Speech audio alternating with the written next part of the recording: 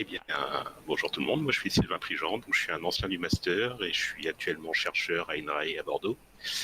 Et pendant cette présentation-là, je vais vous présenter un petit peu comment je suis arrivé à devenir chercheur à Bordeaux. Donc tout commence ça il y a longtemps dans une galaxie qui n'était pas si éloignée que ça, vu que moi je viens initialement du Nord Finistère, à côté de Morlaix, où en 2002 j'ai obtenu un bac scientifique parce que je voulais devenir en fait pharmacien. Donc je voulais devenir pharmacien, je suis parti en 2002 à Rennes, entré en première année de pharmacie, et puis j'en suis ressorti comme beaucoup de monde 2 ans plus tard avec pas grand-chose, si ce n'est quelques connaissances quand même qui avaient été acquises. Et du coup, vu que ça m'avait bien plu quand même ces 2 années de pharma, je me suis dit que j'allais retourner ce coup-ci en médecine, où j'en suis ressorti encore 2 années plus tard avec toujours pas grand-chose, donc un deuxième échec au concours de médecine. Et donc du coup, pendant l'été 2006, je me suis un petit peu renseigné sur ce que je pourrais faire de ma vie, hormis pharmacien ou médecin. Et c'est là que j'ai découvert quelque chose qui était la bioinformatique, dans un centre d'orientation. Et ça m'a tout de suite plu, rien que le nom, il était déjà fun. À l'époque, on n'en entendait pas beaucoup parler, je dois l'avouer. Et du coup, je me suis dit, c'est cool, c'est des informaticiens qui font de la biologie avec des ordinateurs, ça a l'air de me plaire vachement. Donc je me suis renseigné sur comment devenir bioinformaticien. Et c'est là que j'ai découvert qu'il fallait plutôt aller dans une licence de biologie, du moins c'est ce qu'on conseillait à l'époque, une licence généraliste pour ensuite rentrer en master de bioinfo. Du coup en 2006, je suis rentré en L2 de biologie, où j'ai, avec quelques UE pendant cette licence de biologie autour de la découverte de l'informatique, dont un cours d'initiation à l'informatique, qui était au final un cours d'HTML, où on faisait des belles pages web non-responsive à la main, avec des belles frames et tout ça. Et avec Emmanuel Judis, donc je découvrirai plus tard qu'il est un des enseignants du master. Et en L3, il y avait la possibilité de faire un stage optionnel, donc un stage de bioinfo que moi j'ai choisi de faire avec Christian Delamarche, qui avait une base de données, donc MIPDB, une base de données dédiée aux protéines membranaires, les Major Intrinsic Proteins. Et donc voilà, il fallait refaire la base de données, refaire l'interface web de cette base de données. Donc c'est ce que j'ai fait pendant ce stage-là, avec un magnifique logo que vous voyez là, qui a été créé par Isabelle Stévan à l'époque, donc qui vous a présenté le bioinfo-fr juste avant. Et du coup, en 2008, l'entrée en M1, qui s'appelait à l'époque modélisation des systèmes biologiques, le M1 MSB, donc le master de bioinfo. Alors voilà, en haut à droite là de ma slide, vous voyez notre promo, enfin une partie de notre promo. On n'est pas aussi nombreux que vous l'êtes à l'époque. À l'époque, on était 12 dans notre promo de M1. Et cette année de M1, ça a été l'occasion pour moi de découvrir la biologie des systèmes et la modélisation. Avec notamment un cours de modélisation 3D de protéines avec Emmanuel Judis, encore une fois, qui était super intéressant et où on s'était mis un petit défi, c'était de reconstruire un X-Wing en 3D à partir de VMD. Donc vous voyez une étape, j'ai pas retrouvé les fichiers finaux, mais ça c'est une des étapes de la création de cet X-Wing, et je sais plus si c'était en récompense de ça ou pour totalement autre chose, mais Manu nous avait donné donc une vidéo qui avait été tournée dans les années 70 d'un modèle de traduction des protéines. Donc c'était une époque où il fumait pas que des cigarettes, il buvait pas que de l'eau. Et là, vous avez un screenshot de cette vidéo-là. Donc vous voyez, il y a le QR code aussi si jamais vous la connaissez pas, où on voit bien un ribosome avec la petite sous-unité ribosomique, la grande sous-unité ribosomique, un ARN messager qui passe à l'intérieur du ribosome et des protéines qui en sortent. La qualité n'est pas exceptionnelle, ça date des années 70. Mais ça m'a bien plu, ça m'a montré que la modélisation, ça pouvait être fun, on pouvait faire plein de choses avec la modélisation. Et du coup, pour mon stage de MA, en fait, j'ai choisi de partir sur un stage de modélisation. Donc un stage entre Roscoff et Rennes avec Robert Belay et Anne Sigel, où mon sujet de stage c'était la modélisation de l'initiation de la traduction protéique chez l'oursin, avec des modèles booléens et temporels, donc une logique, ce qu'on appelait CTL, avec un logiciel qui s'appelait Biocham. Et ça m'a tout de suite plu parce qu'on pouvait, en fait, grâce à l'ordinateur, encore une fois, reproduire ce qui se passait plus ou moins au sein d'une cellule. On décrivait des interactions au sein du programme et on le laissait faire ce qu'il voulait. Et en fait, il arrivait à reproduire quasi exactement ce qu'on voyait au sein de la cellule. Et non seulement on pouvait faire ça, mais en plus on pouvait modifier nos simulations, donc en rajoutant des molécules, en enlevant, en voyant ce qui se passait si on jouait avec telle chose ou telle chose. Donc ça, c'était assez top. Et d'ailleurs, il y a une publi qui en était sortie de ce stage-là, donc du stage de M1, on était tous super contents. Ensuite, direction le M2. Donc, je ne vais pas vous parler trop des UE de M2, hein, je vais passer directement en stage parce que probablement que déjà les cours ont changé et vous les connaissez beaucoup mieux que moi actuellement. Donc, pour mon stage de M2, j'ai choisi de partir au Québec. Donc, j'ai vu qu'il y a plein d'autres gens qui partent au Québec en ce moment du master, donc c'est cool que ça ait continué tout ça. Et mon stage, c'était avec Gertrude Berger, donc à l'Université de Montréal. Donc Montréal, la belle ville du Québec, hein, pas comme Québec, la petite commune française, parce qu'il y avait un autre collègue de la promo qui était parti la même année au Québec, à Québec, et on a eu des petits fights au niveau de quelle ville était la meilleure. Donc mon stage, il portait sur Diplonema papillatum. Donc c'est une diatomée, un petit organisme multicellulaire qui vit sa petite vie, voilà, et qui a un génome mitochondrial qui est très très spécial. C'est un génome mitochondrial qui n'est pas formé d'un seul chromosome, mais de plein de petits chromosomes et qui ne contiennent pas seulement un gène par chromosome ou deux, ça contient uniquement un exon par chromosome en fait. Et le sujet de mon stage, parce que aussi c'était plus de l'analyse de séquences plus que des modèles, c'était de retrouver en fait les exons au sein de ces chromosomes circulaires-là pour identifier les exons et voir ensuite en combinant les différents exons quelles protéines on pourrait produire. Alors sachant que c'est du génome mitochondrial, donc on sait déjà plus ou moins quels sont les gènes qui sont compris là-dedans. Mais voilà, c'était super intéressant. Et en utilisant des modèles de Markov cachés, des choses comme ça. Et à la fin de ce stage-là, le monde de la recherche, ça me plaisait vraiment beaucoup. Donc, je voulais faire une thèse. Donc, vers mai-juin, j'ai contacté Anne Siegel pour savoir s'il y aurait moyen de faire une thèse avec elle, vu que le courant était super bien passé pour le stage de M1, et plutôt une thèse en modélisation. Ce à quoi Anne m'a répondu que j'étais bien gentil, mais que justement, on était en mai-juin et que c'était peut-être un petit peu trop tard pour une thèse, qu'il aurait fallu peut-être s'y prendre un petit peu avant. Donc, voilà, et elle m'a donc proposé de faire autre chose à la place d'une thèse, c'est de passer l'année suivante, déjà à rédiger un sujet de thèse pour l'année suivante, et puis passer l'année suivante à Lyon dans un master d'informatique fondamentale à l'ENS, ce que j'ai accepté. Et là, je me suis rendu compte qu'il y avait un truc un petit peu marrant entre l'informatique fondamentale et la biologie des systèmes, parce que l'informatique fondamentale, c'est un petit peu comment faire de l'informatique en fait sans jamais écrire une seule ligne de code, tout comme la biologie des systèmes, c'est un peu comment faire de la biologie sans jamais toucher une pipette en fait. Et pendant le premier semestre à Lyon, voilà, on a fait beaucoup de maths, beaucoup de simulations de modèles complexes. Et ça s'est continué ensuite avec un stage de 4 mois entre une fois en plus Rennes et Roscoff, avec un autre encadrant, donc pas la même équipe à Roscoff. Donc ce coup-ci c'était Thierry Tonon, donc qui sera ensuite mon futur encadrant de thèse. Et ce stage-là qui préparait l'arrivée de la thèse. Et durant ce stage-là, j'ai fait de la reconstruction de réseaux métaboliques. Alors ça, c'est une figure qui a été tirée de mon rapport de stage de M1, de M2 plutôt, de Lyon. Et c'est là qu'on voit qu'on a un petit peu progressé quand même. C'est que ce qui est marrant dans cette figure-là, c'est qu'il n'y a pas de réseau métabolique, alors que le stage portait justement sur les réseaux métaboliques. Donc vous voyez une cellule verte, pas très jolie, avec un noyau qui produit des ARN qui sont traduits en protéines, et ces protéines qui agissent sur des molécules. En fait, le réseau métabolique, c'est la petite flèche verticale orange, là, et ça ressemble plus à ça, un réseau métabolique. Patricia vous a déjà fait une toute petite introduction de ce que c'était un réseau métabolique, donc je ne vais pas rentrer dans les détails ici. Mais toujours est-il que ensuite, à la fin de ce stage-là, voilà, j'ai continué en thèse. J'ai même pas eu besoin de passer le concours parce que j'ai touché la bourse du président de l'université de Rennes. Donc c'est une bourse de thèse qui est pour les thèses multidisciplinaires. Je ne sais pas si elle existe toujours aujourd'hui. Mais donc en 2011, je suis rentré en thèse entre Rennes et Roscoff, donc la station biologique à Roscoff et l'IRISA à Rennes avec Anne Siegel et Thierry Tonon. Et mon sujet de thèse initial, c'était d'utiliser un réseau métabolique pour comprendre l'acclimatation et l'adaptation d'une algue brune au stress salin. Et cette algue brune, c'est Ectocarpus siliculosis, vous en avez une petite image en haut à droite là-bas. Et c'est une algue qui vit sa vie sur des plages au niveau de l'Estran, donc en Bretagne, mais également partout dans le monde, et notamment à Roscoff. Et en fait, si on y réfléchit, la zone de l'Estran, donc c'est là où la marée monte et descend, en fait, c'est une zone qui est super stressante pour tous les organismes qui y vivent. Parce que quand la mer est haute, tout va bien, l'algue, elle vit sa vie dans de l'eau, c'est un milieu plutôt homogène, etc.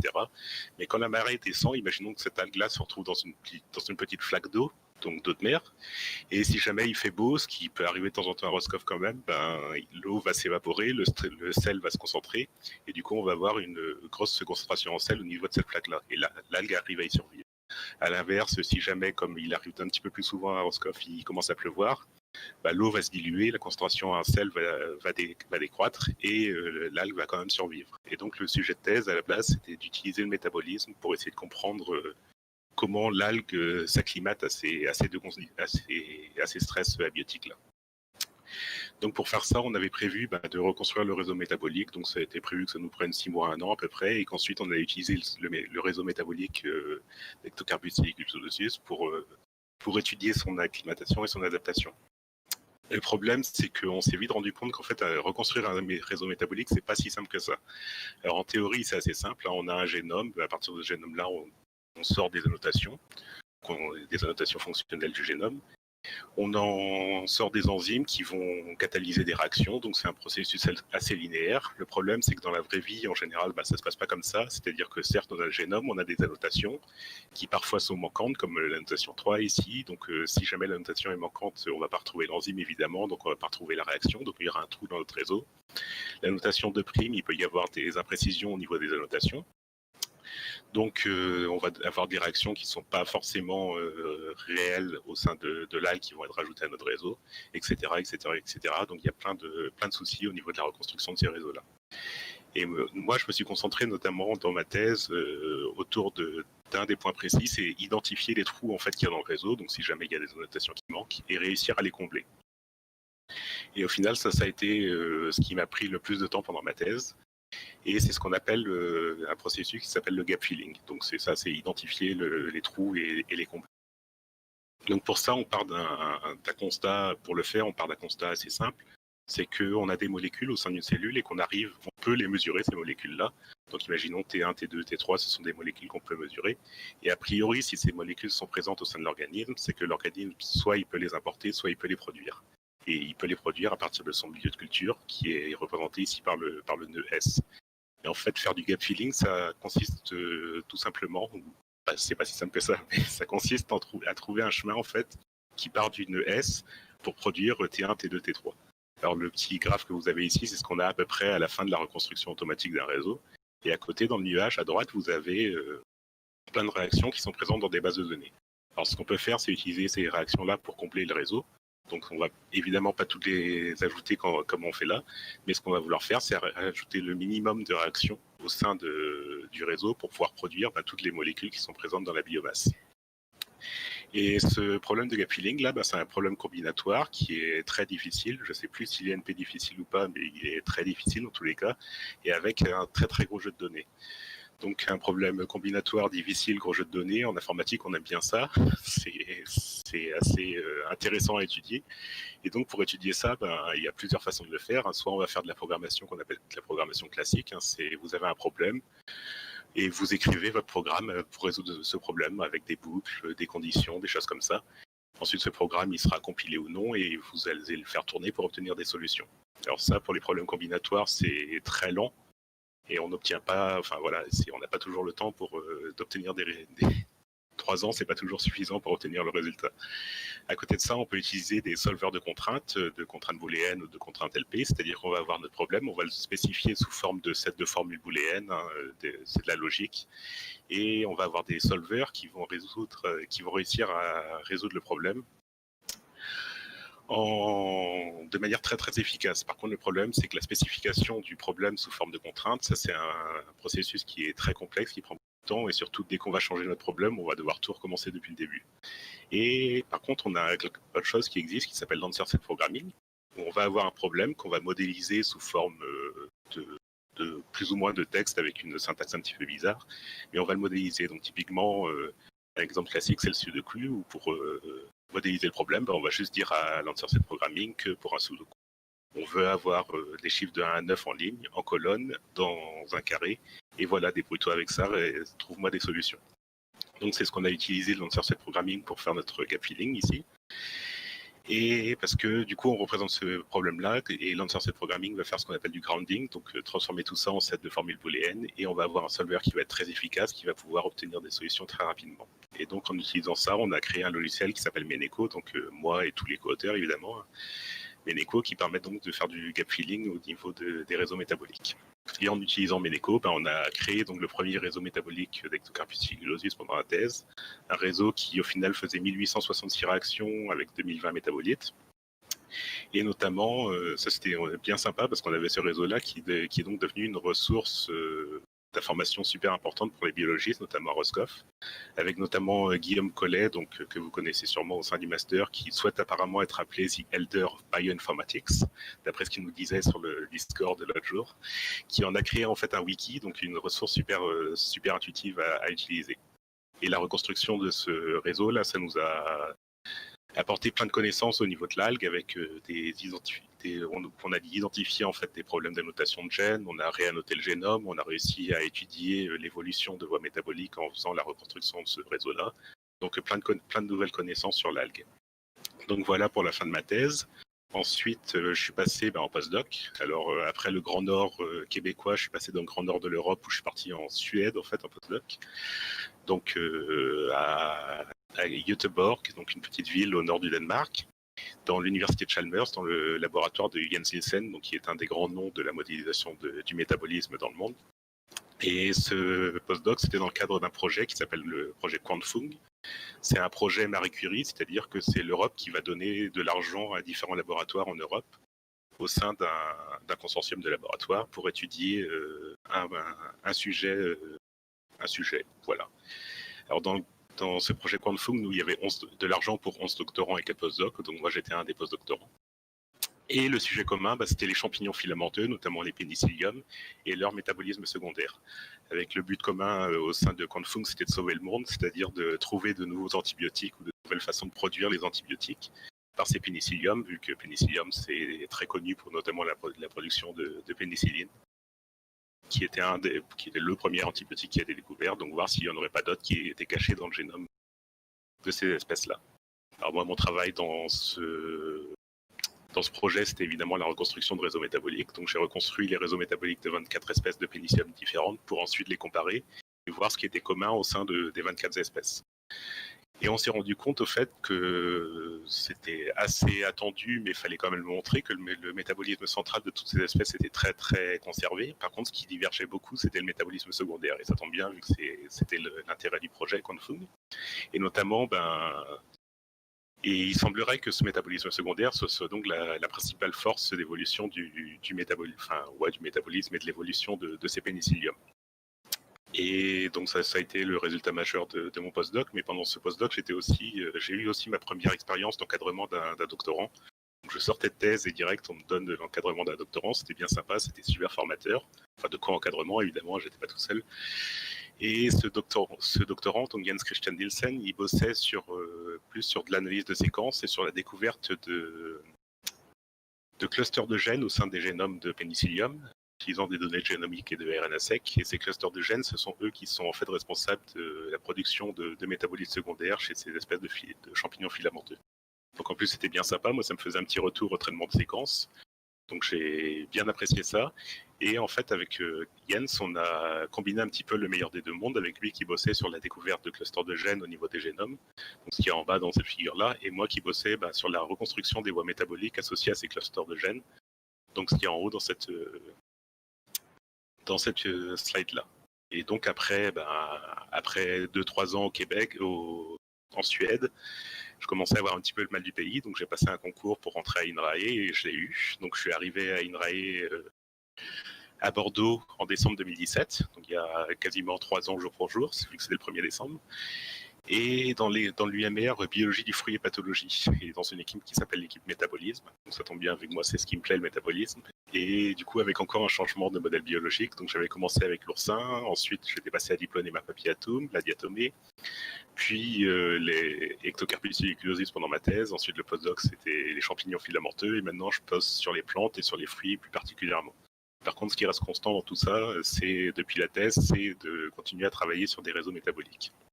Alors au sein du laboratoire, c'est un laboratoire de biologie, et au sein du laboratoire, on est 2 ou 3 modélisateurs, donc avec notamment Sophie Colombier qui fait des modèles du métabolisme aussi, mais à petite échelle, donc c'est des petits modèles de 50-100 réactions, qui pour le coup sont très très précis, et elle étudie des cartes de flux, donc elle étudie des cartes de flux lors du développement de la tomate en fait.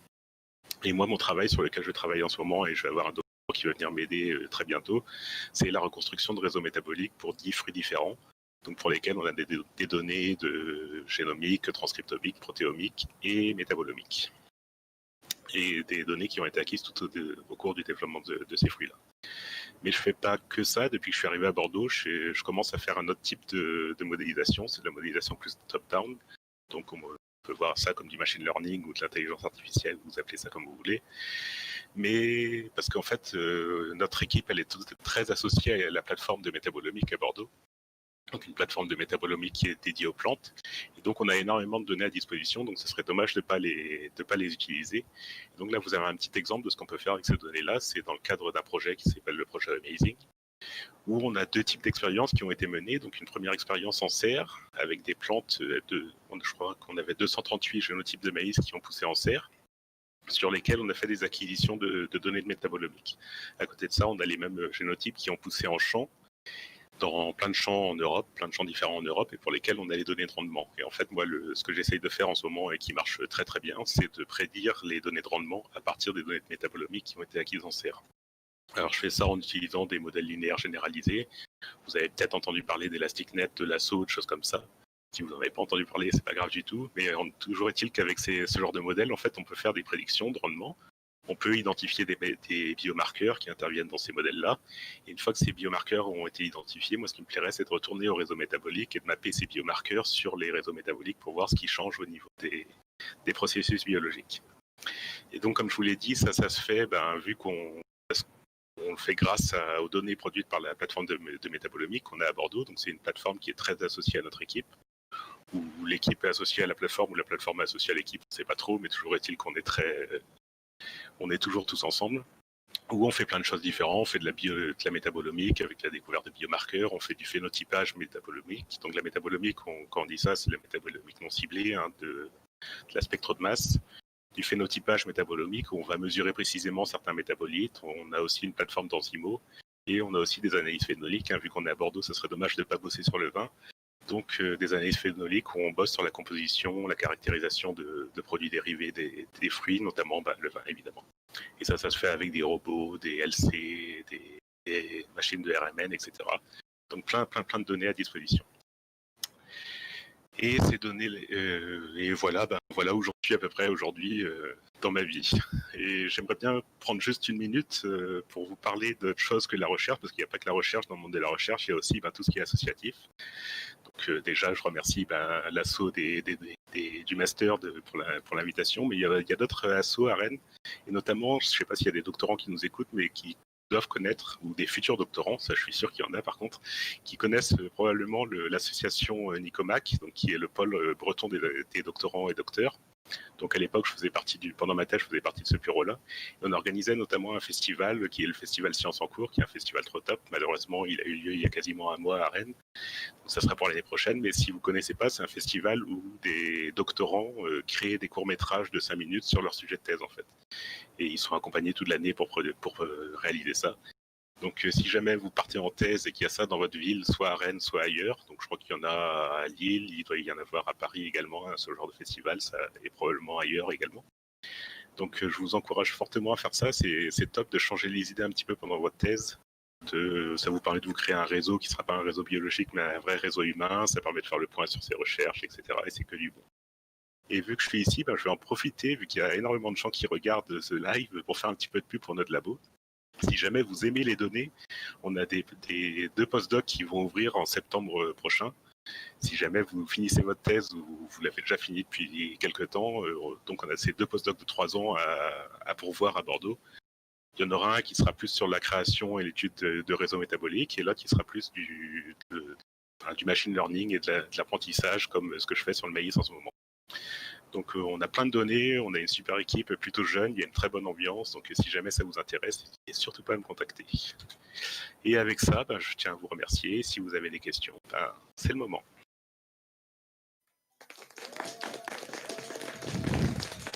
Et je vous mets en haut à droite la vidéo que nous avait filée à l'époque.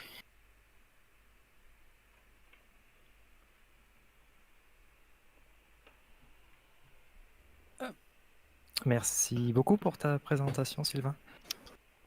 Merci à vous pour l'invitation. Merci. Et du coup, pour revenir sur Sciences en cours, effectivement, cette année, ça avait lieu. Et c'est plutôt intéressant, effectivement. Il y avait des M3 cette année qui ont présenté un film. Ibigo conseille. Ça fait plaisir que ça continue. Ouais, c'est plutôt un bon truc, je trouve. Du coup, bah, on avait une petite question. Donc, je vais faire venir Vision ici avec sa petite question. Hello Vision. Hello. Ouais, donc on avait une petite question. J'avais une petite question. Quand vous vous amusez à Roscoff et que vous avez travaillé sur l'algue, C'est bien de dire qu'on s'amuse parce qu'en effet, c'est ça qu'on fait. ouais, bah c'est un jeu d'enfant, hein. Et, euh, vous avez dit que l'algue, il y avait plusieurs stress qui généraient son métabolisme, la température de l'eau, la concentration en sel et tout. Et je voulais savoir pour la construction du réseau métabolique, si ces stress ils sont analysés séparément ou on merge l'ensemble de ces stress pour former un gros stress qui va créer notre métabolisme, notre réseau. Alors en fait, pour la reconstruction du réseau, on ne prend pas du tout en compte le stress, on prend quasiment en compte que le génome, et puis on a quand même quelques autres données qu'on prend en compte, mais essentiellement le génome, parce que ce qu'on va obtenir, c'est l'ensemble des réactions qui seraient utilisables, l'ensemble des réactions biochimiques qui seraient utilisables par l'organisme qu'on étudie. Donc on essaye de ne pas se mettre de limites et de reconstruire tout ce qui est possible et imaginable. D'accord. Ouais, mais Ensuite, lors de l'étude, ça je suis d'accord que là il faut voir, ça va dépendre un petit peu des données qu'on a. Parce que pour ce genre d'études, on va toujours être très limité par rapport aux données qu'on a. Donc si on a des données précises pour les différents stress, imaginons on a un transcriptome différent pour les différents stress, on va pouvoir différencier les différents stress. Ça c'est possible en effet. d'accord. Mais du coup, quand on fait l'expression du génome, on, quand on récupère l'expression du génome de l'algue, on génère pas un stress aussi? Le génome, non, il est toujours constant le génome. Il est constant, d'accord. Merci. Ça va être le transcriptome qui va pouvoir différer, mais du coup c'est pour ça qu'on préfère bosser sur le génome qui lui sera toujours constant plutôt que sur le Ok, ouais, transcriptome pour c'est une ça. reconstruction. C'est ça que je me disais. D'accord, merci. De rien. Merci Vision pour tes questions. On enchaîne avec d'autres questions rapidement. Hop. Donc on a Maëla qui a des questions, je la ramène ici. Et il y a aussi en même temps une question pour si vous prenez des stagiaires en Master 2. Alors oui, évidemment qu'on prend des stagiaires en Master 2, par contre on n'est pas nombreux dans le labo, et donc on prend 1 ou 2 stagiaires par an. Et pour cette année, c'est déjà pris. Dommage pour Et ensuite, pour les années suivantes, si jamais vous voulez postuler, il n'y a pas de problème. Donc écoutez Ok. bien les mains, tous à vos CV.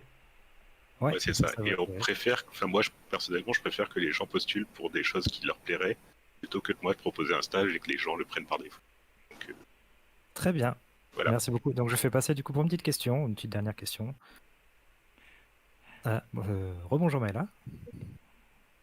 Moi, j'avais une question, c'est à propos de la prédiction des rendements de maïs à partir des expérimentations qui étaient faites en serre et en champ. La variation des conditions environnementales, ça pose pas de problème dans les prédictions, parce que tout à l'heure, vous disiez que vous arriviez à faire des prédictions assez précises, mais Et si l'environnement, c'est souvent bien galère à...